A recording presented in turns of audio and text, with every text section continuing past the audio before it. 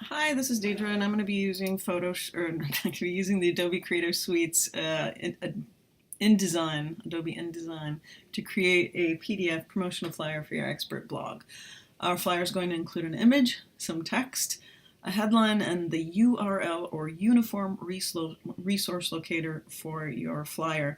We're going to create it as a PDF and as a JPEG, depending on what social media you use, so that you can upload it just like you would upload a photo.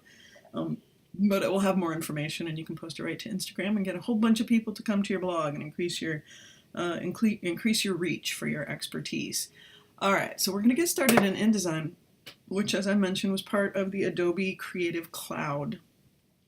Folks now subscribe to the Adobe Cloud for $20 or $30 a month, depending on whether you're a student or not. And we have it for free for your use in the GIST Computer Lab. So hopefully you are using Adobe InDesign for free somewhere on the university campus, probably in the GIST Lab. What you want to do is open that up. It's the pink one here. Adobe Creative Cloud also includes Adobe Illustrator, which you can learn in our Journalism 150 class, media design, and then Photoshop as well is a part of the Adobe Creative Suite, which we've sort of been introduced to. So we are in InDesign, and InDesign is being strange to me right now. We're going to start a new file, and we're going to go to the file, go new, go document. We're going to create a document that is 4 inches by 4 inches, say, for screen time. In picas, which is how this measures that's about 24 picas. So we're going to go 24p by 24p. And that should give us a nice little graphic for use on a blog or social media. So, okay, the first thing I would like to do to my canvas is put an image on it. I have some images on my desktop that I'm going to try out here and see how I like them. I can, if I have an image sized correctly, I can drop it and drag it right onto the canvas if I want to, but I'm going to do the proper way. I'm going to build a rectangle frame tool. So over here, rectangle frame tool, I'm going to pick that, and I'm going to draw a box, an empty box, over the top of my entire canvas. And then I'm going to put my photograph on there. I'm going to do that by clicking on File at the top, clicking on Place, and then picking my photo. This is the photo I would like to put on here. The photo hasn't been sized correctly, so when it comes on, it's way too big. I could have fixed that by sizing it in Photoshop. However, I'm going to show you this so that I can show you this fitting function.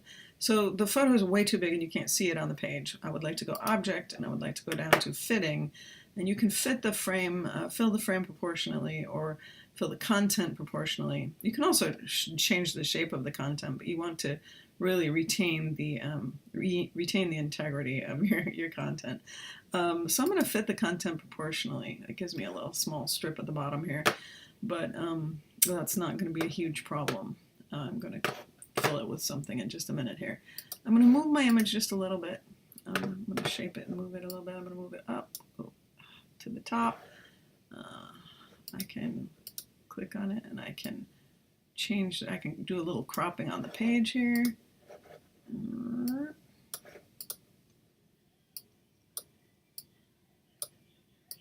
can even move it up.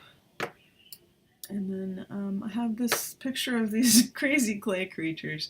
I did build these a couple of years ago in a summer class where we created containers that had shapes and faces and textures on them. So they were little tiny little storage containers. There we go. Hi guys.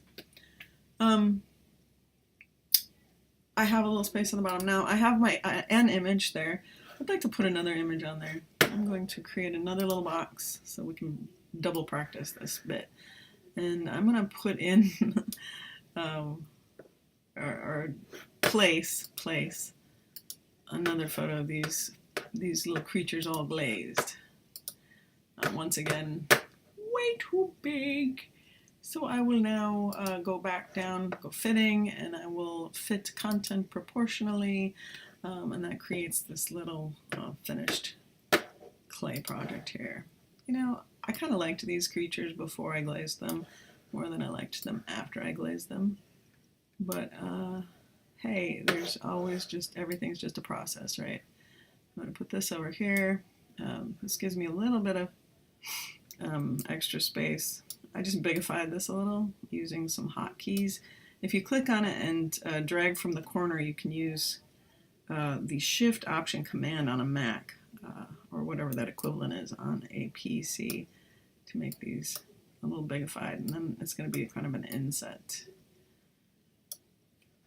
You know what?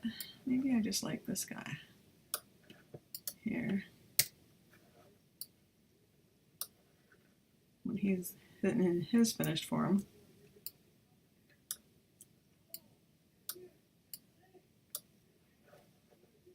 And then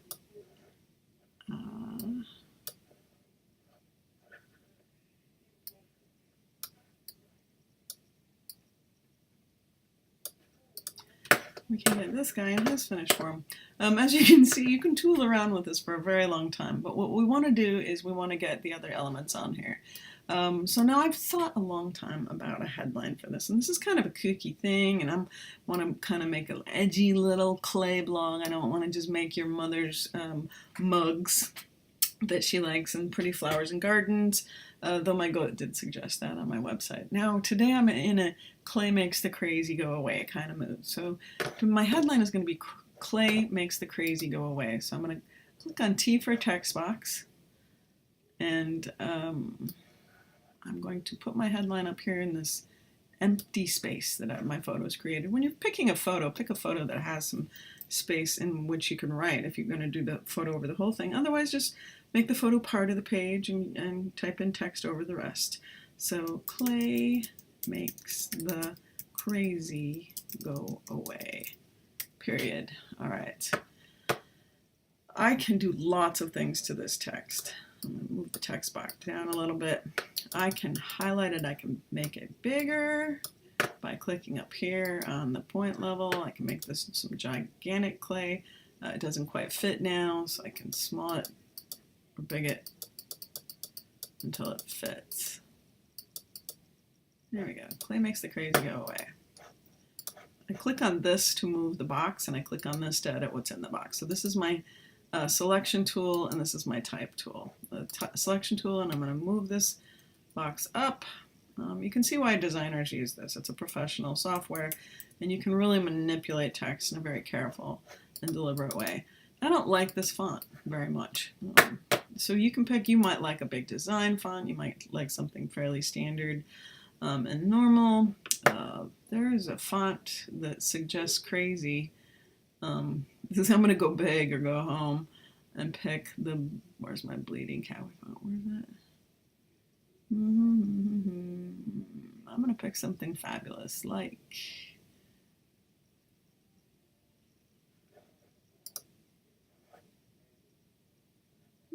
yeah, finally the one that I want.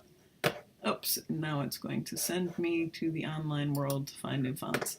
I'm fine with the fonts I have, so I'm just going to pick another one to show you for demonstration's sake. Turns out I can just do this all day long. Let's make a funky clay makes the crazy go away font. Why not? Clay makes the crazy, that's hard to read, that's why. There are certain things in design that you don't want to do, and making your type unreadable is one of them. How about clay makes the crazy? Oh, that's kind of fun. It's a fun design. I like go away on the same. Clay makes the crazy go away.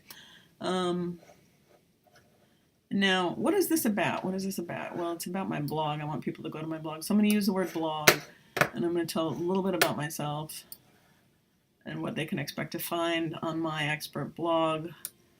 So I'm going to write Deidre Pio, an amateur clayster. I'm going to call myself Clayster. Explores the rugged terrain of making ceramics that you can't possibly sell. There we go. That tells all about me. I'm amateur, and I am going to Clayster. In this blog, an amateur Clayster explores the rugged terrain of making ceramics you can't possibly sell. Now, that's important.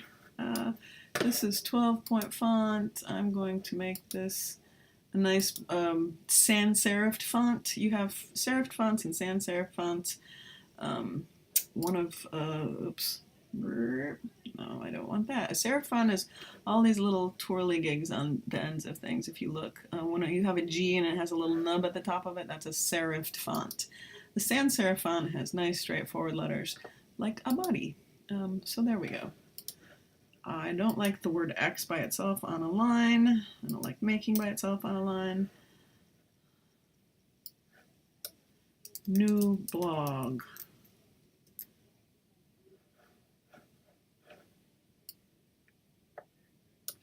Amateur Clayster explores the rugged terrain of making ceramics you can't possibly sell. And now the only other thing I need on this, I have some text, I have a headline, I have photographs that are original, and I'm going to add my blog URL, and then I'm finished. I'm going to put a text box down here. This, my blog is Piketopia. Please be sure you spell your URL right.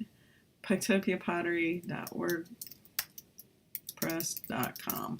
If I were going to be a super pro, I would buy Piketopia Pottery as a URL, and I would pay $18 a year for it. I pay $18 a year for DeidrePike.com, but I'm not willing to pay much for a lot of other things. So I'm going to use the text tool to center this, and then I've decided I'm going to center this text as well. Up here you just choose to center it. I don't know how I feel about that. I feel like this is too big for underneath that. Now this is a sans serif font, and now this has become a serifed font. I want this to be the same font, and I'm going to make it in a body, only a different body of a body. Whoops, that wasn't what I meant to do. Edit, undo, text attributes. I want to do Piketopia Pottery. I'm going to go here, change the font to a body condensed extra bold. Oops, that's what I'm using already. A body condensed light. There we go. That gives it a little bit of texture there. And now I'm just going to call it done. I could work on this all day and play around with it. It's not my favorite thing in the whole wide world right now. But hey, it's does it make the point that clay makes the crazy go away? Maybe it should say clay makes the crazy go away, and then because these creatures are here. Or does it?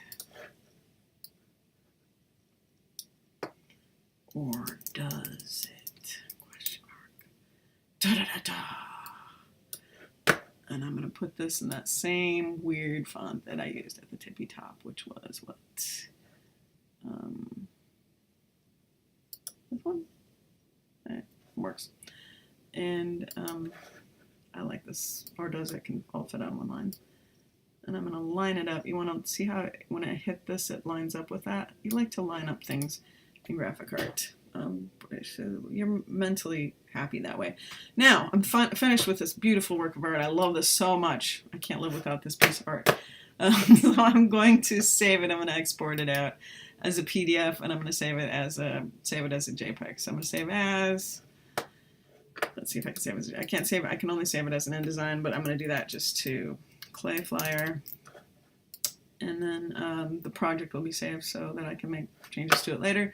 A file, I'm going to go to export here, and I'm going to export it as a PDF first to my desktop. I'm just going to click through these things. It's going to save it as 72 resolution, which is good for the web, and it's going to make me a delicious PDF. I would also like to export it as a JPEG. Not every single bit of social media out there in the big wide world likes PDFs. Some of them like JPEGs.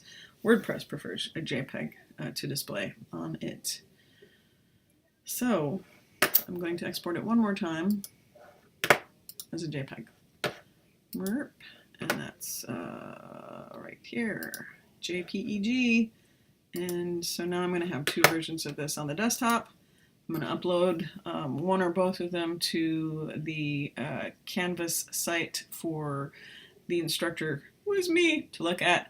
And I hope you had fun making a flyer. What you'll want to do is please post it out there and get people to come to your website. So post it and include a link when you post it. Include a link underneath it to the actual website. You can make these linkable as well. But that is it. That is our beautiful graphic for today. Thanks for tuning in. Have fun exploring InDesign. Thanks.